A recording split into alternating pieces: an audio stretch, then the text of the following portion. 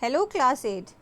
In today's video, we will study the 4th chapter of your book, that is India in the 18th century. In this chapter, we will identify the Mughal rulers who ruled after Aurangzeb. Those were called the late Mughals.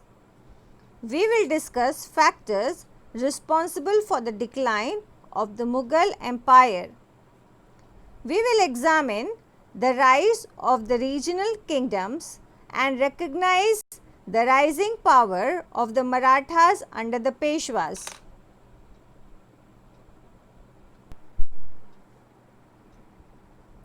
Babur was the first and a very powerful Mughal ruler. The fame and power of the Mughal rulers started from Babur and ended after the death of Aurangzeb. The later Mughals were weak and inefficient rulers and could not keep hold over the vast nation.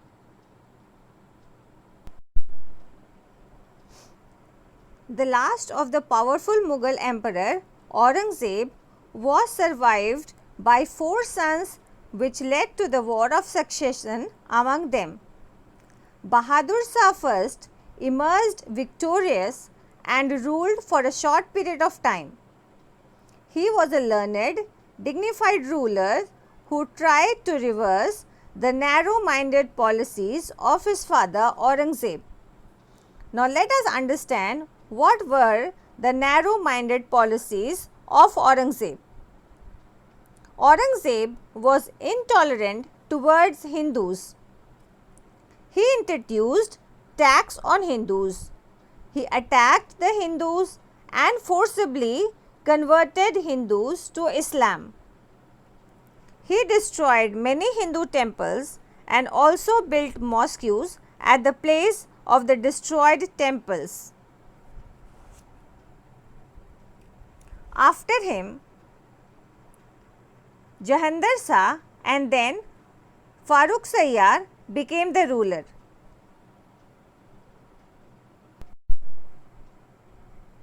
During Muhammad Shah's rule, a later Mughal ruler, Nadir Shah of Iran, invaded India in 1739. Also, some independent rulers such as in Bengal, Awadh and Hyderabad emerged. The centre became weak, and the most important consequences was that this enabled the British to conquer India. Now let us understand the decline of Mughal empire. We will learn about the causes which held to the decline of the Mughal empire. The Mughal empire began to decline after the death of Aurangzeb in 1707. Small regional kingdoms began appearing in India and there was no single unified empire. Many causes were responsible for the decline of Mughal empire. After Aurangzeb died in 1707, the Mughal empire started declining. His successors were weak and were merely puppets in the hand of nobles and governors. Though some of them ruled for long period and tried to follow the policy of friendship, none of them had the administrative skills like their predecessors. The nobles indulged in conspiracies. Many nobles, taking advantages of weak centers, established their own independent kingdom. There were 4 groups among the nobles based on their origin: the Iranis, the Turkish, the Afghans and the Hindustanis. Their constant struggle to capture power through political instability. Some of the nobles were even known as kingmakers. In this map, we can see the extent of Aurangzeb's empire in India in 1707. Now, the pink portion which you can see is the extent of Aurangzeb's empire. Okay. So, to maintain the administration of such a big area, the country was divided into small provinces.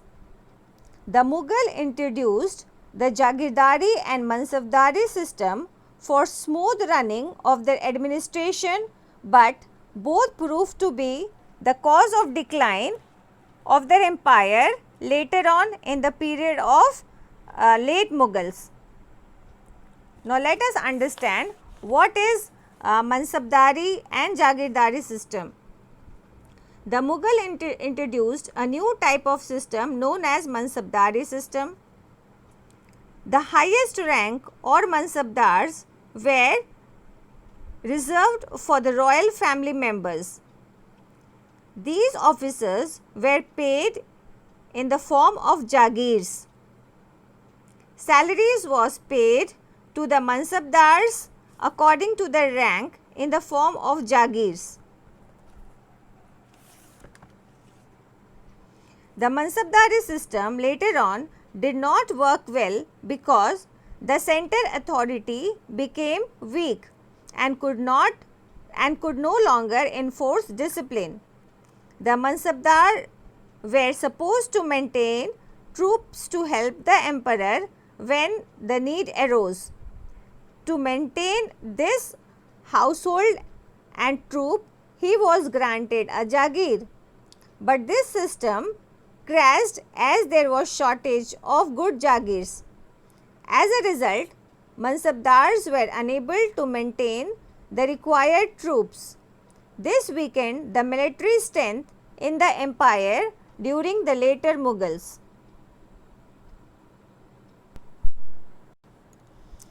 During the reign of later Mughals, two foreign invasions crippled the Mughal empire. In 1739, Nadir Shah, the ruler of Iran, invaded India and defeated the Mughal army. This was followed by Ahmad Shah Abdali invasions between 1747 and 1761. Abdali invaded India repeatedly and annexed Multan and Punjab. This further weakened the Mughal empire. Nadir Shah took away the priceless Kohinoor diamond and Shah Jahan's peacock throne. Ahmad Shah Abdali defeated the Marathas in the Third Battle of Panipat and destroyed their dream of establishing a pan-India Maratha empire. The Mughals empire was on the verge of collapse and hugely diminished in size, restricted to the area around Delhi.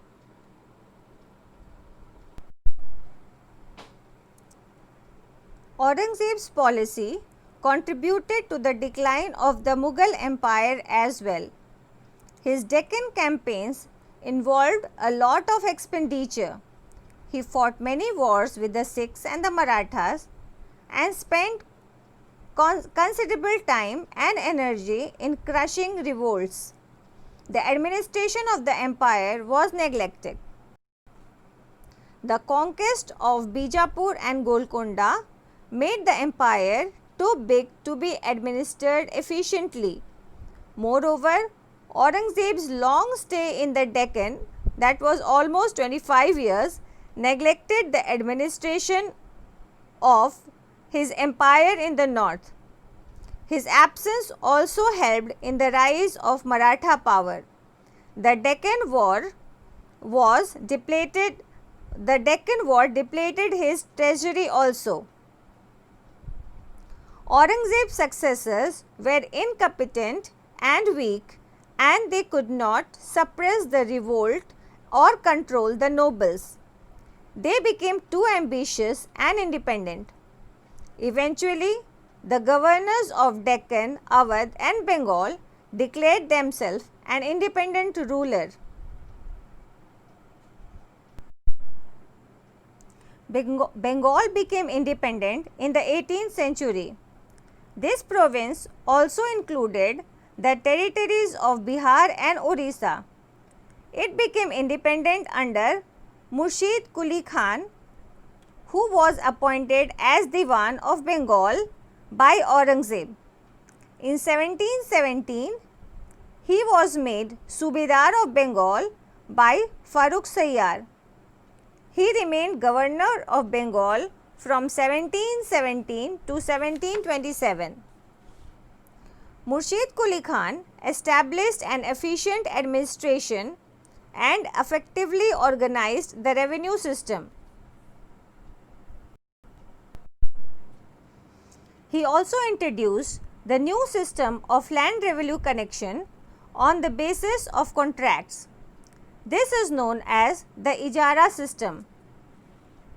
He reorganized the Jamindari, and for this he is very well remembered in the history of Bengal.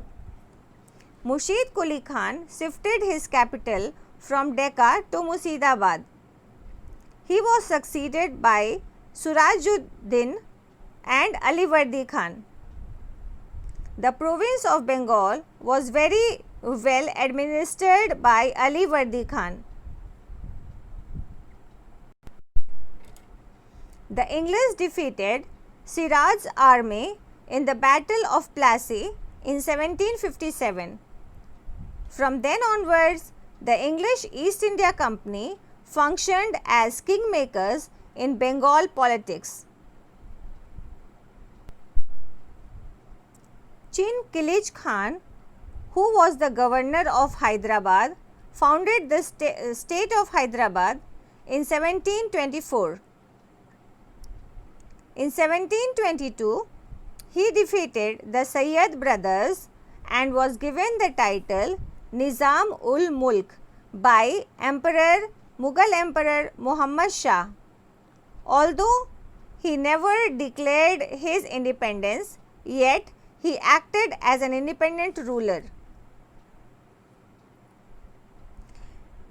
He started the Asif Jahan dynasty, which lasted for over 2 centuries.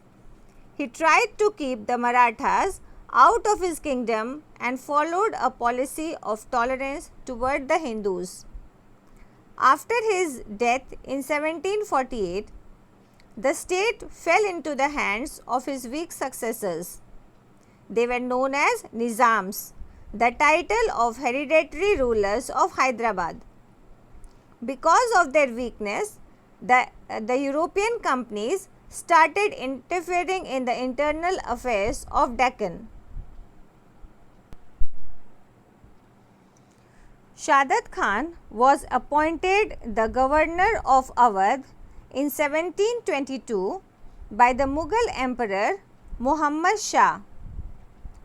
Shadat Khan suppressed the Jamindars and reformed the revenue system. He tried to establish peace in the state.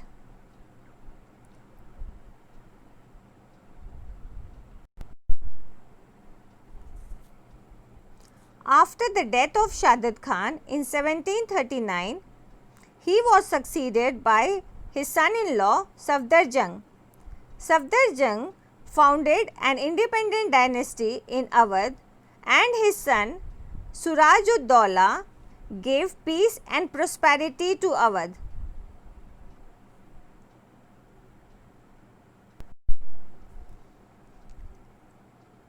The Rohillas were an Afghan tribe settled in Murshidabad Bareilly region of Uttar Pradesh.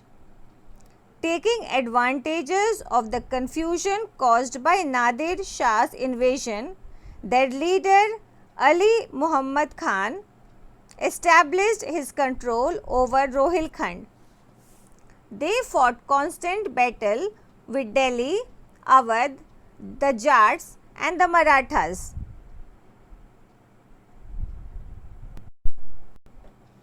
The Sikhs were transformed into a warrior sect after the execution of Guru Tegh Bahadur by Aurangzeb. Guru Gobind Singh organized the Sikhs into a military brotherhood called the Khalsa, the main function of which was to oppose the wrongdoings of Mughals. Guru Gobind Singh was succeeded by Banda Bahadur in 1708. He resisted the Mughals for 8 long years but was captured and killed in 1716.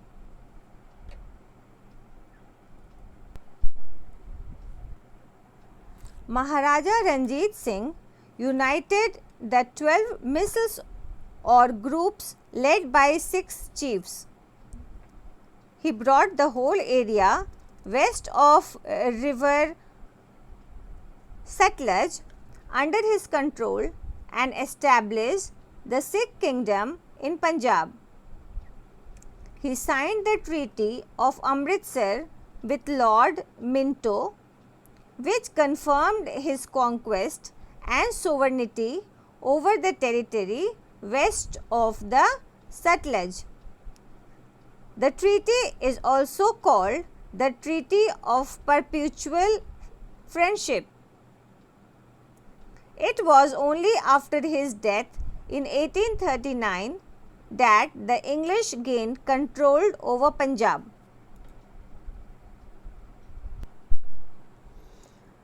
The Jats were an agricultural community who lived around Delhi, Agra and Mathura. They united themselves and organized a revolt against the oppressive policies of Aurangzeb.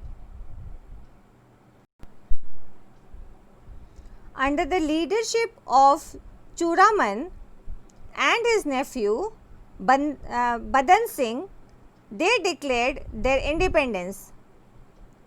Surajmal, the son of Badan Singh, was a Jat hero who extended the Jat kingdom from Agra to Delhi, including Hathras, Aligarh, Rewari and Gurgaon. Bharatpur was the capital of Jat kingdom.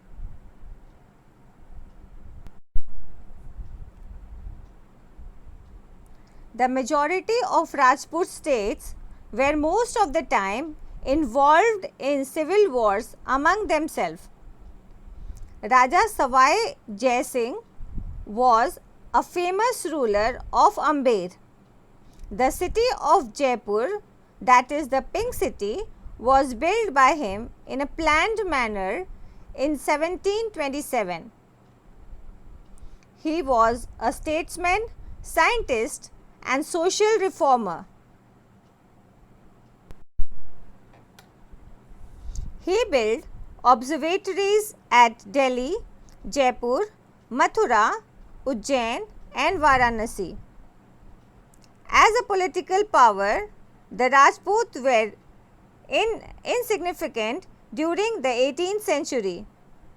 Jantar Mantar, an astronomical observatory, was built by Savai Raja Jai Singh at Amber, Jaipur.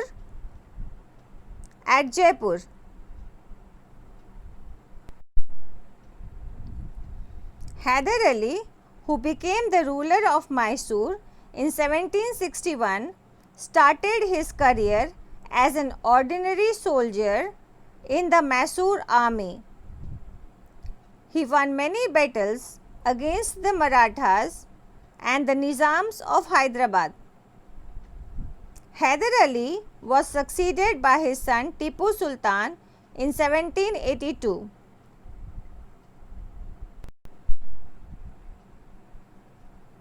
Tipu ruled Mysore for 17 years. He was an efficient ruler and brave general. He had to fight against the combined strength of Nizam of Hyderabad, the Marathas and the English.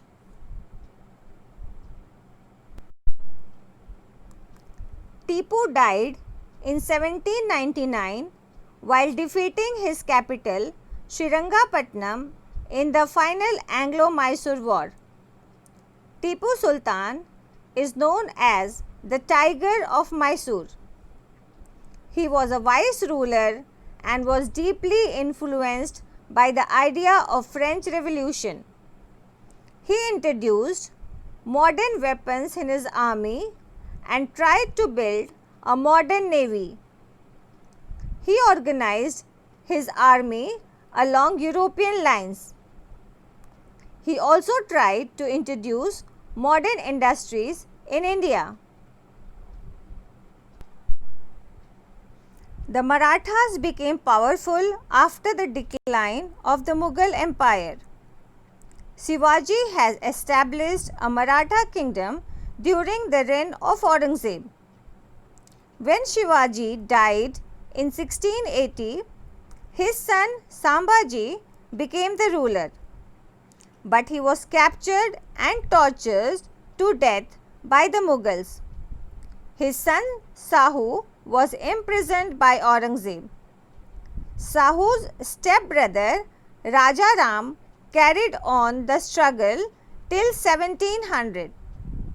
After Raja Ram's death, his minor son Shivaji III was placed on the throne. His mother Tarabai acted as a ruler. After Aurangzeb's death in 1707, Sahu was released by Bahadur Shah I and a civil war started between Tarabai and Sahu for the throne. Ultimately, Sahu was successful. Sahu was helped in this by Balaji Vishwanath, whom Sahu appointed as his Peshwa in 1713. The Peshwa became the real head of Maratha's empire. Sahu was a weak ruler and all power passed into the hand of the Peshwa. Thus, Balaji Vishwanath became the real ruler of Maratha territories. Balaji forced the Maratha to restore to Sahu all the territories which had earlier belonged to Shivaji. He made the post of Peshwa hereditary. Baji Rao's sons Balaji Baji Rao succeeded him. He shifted his capital from Satara to Pune. The Maratha power reached its peak during his reign.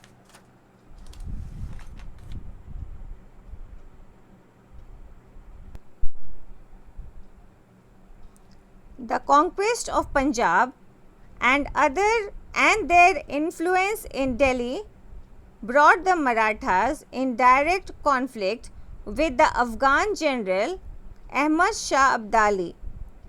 A fierce battle was fought at Panipat, known as the Third Battle of Panipat, in 1761. The Marathas were given a crushing defeat. The defeat put an end to the Maratha dream of establishing an all-India empire. Their defeat gave the English East India Company the chance to consolidate their power in India. 4 Peshwa followed Balaji Baji Rao, but their power had gradually divided into many groups.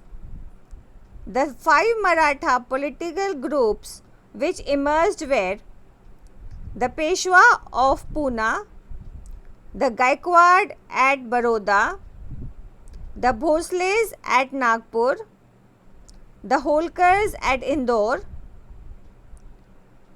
and the Sindhis at Gwalior. This is known as Maratha Confederacy. Balaji Vishwanath divided the Maratha Confederacy into 5 parts, each under a Sardar. the Sardar was appointed to collect revenue on behalf of the Peshwa. These Sardars were constantly at war with each other for supremacy. The Maratha Empire soon lost its unity. The guerrilla warfare which helped the Marathas to win the war was ineffective in the plains of northern India. These Sardars often looted the and terrorized the people in order to collect taxes. This made them the most hated people. The Sardars became very unpopular. After Balaji Vishwanath, Peshwaship became hereditary.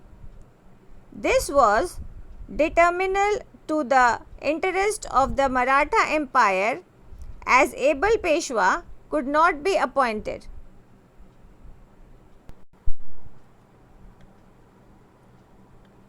So, the 18th century, India witnessed the decline of the Mughal Empire, the rise and fall of the Maratha Empire, and the rise of the independent states. The decline of the Mughal Empire started after Aurangzeb. Small regional kingdoms developed. Nobles became more powerful than the rulers. Later rulers were Bahadur Shah first, Jahandar Shah, Farooq Sayyar, and Muhammad Shah. Nadir Shah and Ahmad Shah Abdali invaded India, raided, cribbed and the Mughal Empire. In the 18th century, later Mughals became very weak. Now, Bengal became independent under Mushid Quli Khan. Hyderabad was founded by Nizam ul Mulk. Shadat Khan became governor in 1722 of Awadh. Ali Mushid Khan established control over Rohilkhand. Ranjit Singh established control over Punjab. The Rajput had become insignificant and Hyder Ali became the ruler of Mysore.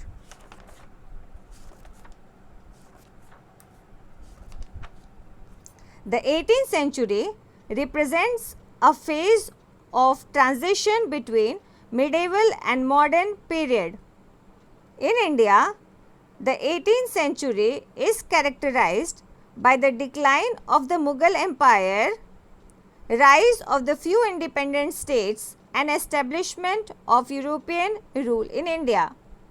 This period witnessed many changes in Indian history as the Indian subcontinent came in the contact with the European civilization.